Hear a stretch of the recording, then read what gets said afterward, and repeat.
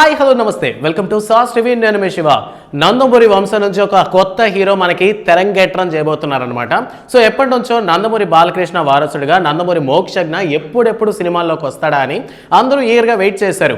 But ఒకనొక టైంలో ఏంటంటే మోక్షజ్ఞకి అసలు ఫిల్మ్ ఇండస్ట్రీ అంటేనే ఇంట్రెస్ట్ లేదనే టాక్ రావడంతో కొంతమంది నందమూరి అభిమానులు బాగా నిరాశ చెందారు. బట్ రీసెంట్ టైమ్స్లో మనం కానీ చూసుకున్నట్లయితే నందమూరి మోక్షజ్ఞ సినిమాస్లోకి రాబోతున్నాడని అనౌన్స్మెంట్ ఇవ్వడం జరిగిందనమాట.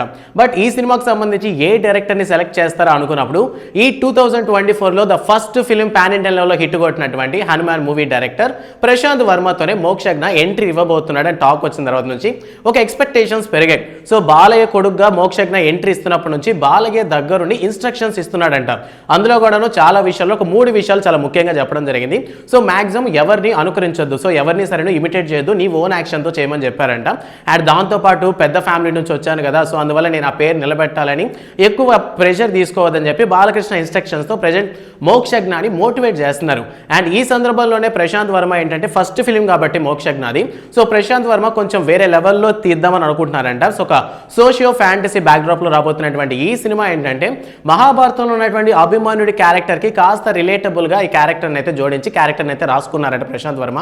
సో ఇప్పటికే ఏంటంటే మనకి హనుమాన్ సినిమాతో గ్రాఫిక్స్ పరంగా విఎఫ్ఎక్స్ పరంగా ప్రశాంత్ వర్మ మూవీని ఏ విధంగా హ్యాండిల్ చేయగలడో మనం చూసాం. సో అందువల్ల ఏంటంటే సెకండ్ సినిమా మాక్సిమం హనుమాన్ 2 కానీ జై హనుమాన్ లాంటి సినిమా తీస్తారు అనుకున్నారు.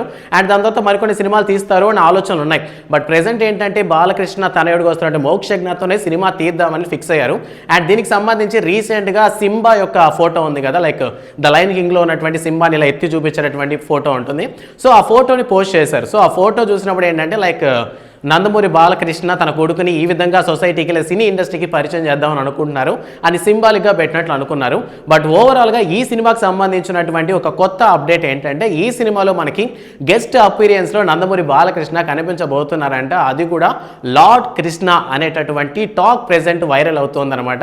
సో ఇప్పటికే మనం కానీ చూసుకున్నట్లయితే కథానాయకుడు సినిమాలో మనకి నందమూరి బాలకృష్ణ ఆయన తండ్రి అయినటువంటి ఎన్టీ రామారావు గారి బయోపిక్గా ఈ విధంగా కృష్ణుడి వేషం వేయడం జరిగింది. బట్ మళ్ళీ ఆయన కొడుకు సినిమాలో కూడా ఈ విధంగా కృష్ణుడి గెటప్లో కనిపించబోతున్నారంట. సో లాస్ట్ ఒక 10 మినిట్స్ సినిమా మాత్రం పీక్స్లో ఉండబోతుందన్న టాక్ అయితే ప్రెజెంట్ సోషల్ మీడియా సినీ వర్గాల్లో మొత్తం చర్చ నడుస్తోంది. సో మొత్తానికి ప్రశాంత్ వర్మ డైరెక్షన్లో మోక్షజ్ఞ నటించబోతున్నటువంటి ఈ సినిమాకి సంబంధించి ఇంకా మరిన్ని అప్డేట్స్ తెలియాల్సి ఉందన్నమాట. సో హీరోయిన్ ఎవరు, విలన్ ఎవరు, సో మొత్తానికి బాలకృష్ణ కూడా ఫస్ట్ సినిమాలో కనిపించబోతున్న టాక్ వచ్చినప్పటి నుంచి సో మొత్తం నందమూరి అభిమానులంతా కూడాను ఈగర్గా వెయిట్ చేస్తున్నారు. సో ఈ అప్డేట్ విన్న తర్వాత మీ ఒపీనియన్ ఏంటన్న విషయాన్ని కామెంట్ సెక్షన్లో మాతో పంచుకోండి.